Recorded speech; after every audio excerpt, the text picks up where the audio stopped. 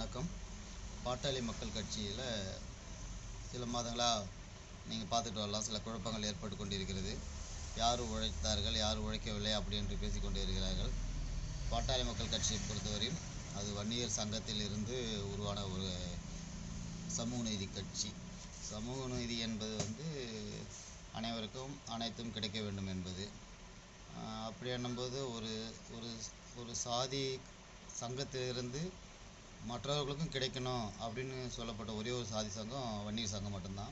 அதிலிருந்து உருவான கட்சி தான் பாட்டாளி மக்கள் கட்சி. அதில் அனைத்து சமூகத்தினருக்கும் அனைத்து மதத்தினருக்கும் வாய்ப்புகள் கொடுக்கப்பட்டு வருகிறது. இப்பொழுது நடக்கும் குழப்பங்கள் இடையிலே தொண்டர்களிடையே சில பிற கட்சி ஆதரவாளர்கள், அதாவது ஒவ்வொரு கட்சியிலையுமே பிற கட்சிக்கு சில ஆதரவாளர்கள் இருப்பாங்க. அதனால் தனக்கு பிடித்த பிற கட்சிக்கு ஆதரவாக கருத்துக்களை ஒரு சிலர் பதிவிடுறாங்க. அதை கட்சியின் கருத்தாக யூடியூபர்கள் சிலர் பாமகவுக்கு எதிராக பதிவு செய்து வருகிறார்கள். பாமக பல லட்சம் தொண்டர்களின் உடைப்பில் உருவான கட்சி. இந்த கட்சிக்கு ஒரு ஒற்றை தலைமை ஏற்றுக்கொள்வார்கள். அனைவருமே அந்த பல லட்சம் பேருக்கும் ஆளுமை உண்டு. ஆனால் அவர்களுக்குள் ஒரு தலைமையை ஏற்றுக்கொள்வார்கள்.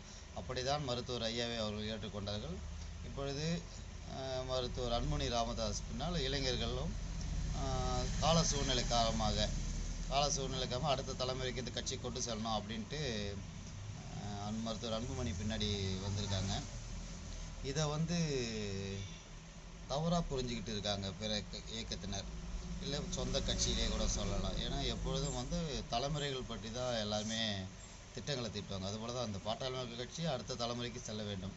20 ஆண்டு காலம் இந்த கட்சியில் மருத்துவர் அன்புமணி ராமதாஸ் அவர்கள் மிக பிரபலமாகவும், அவர் இந்த கட்சியில் அமைச்சராகவும் எம்பியாகவும் நல்லா சாதிச்சிருக்காரு. இந்த கட்சியில் மூர்க்கத்தனமாக இருந்த தொண்டர்களை நாகரிக பாதைக்கு கொண்டு வந்திருக்காரு. அவர் வந்த பிறகு கட்சி தொண்டர்களுக்கு நிறைய செலவுகள்லாம் கிடையாது. அதனால் அவரை நிறைய பேர் விரும்புகிறாங்க. மருத்துவர் ஐயாவை யாரும் வெறுக்கலை. மருத்துவர் ஐயாவை ஆன்மீக மடங்கள், சில ஆன்மீக மடங்கள் கட்டுப்படுத்துவது போல் எங்களுக்கு தோன்றுகிறது. அந்த ஆன்மீக மடங்கள் தயவுசெய்து பாமக உள் விஷயங்களை தலையிடாமல் இருப்பது நன்று. நன்றி.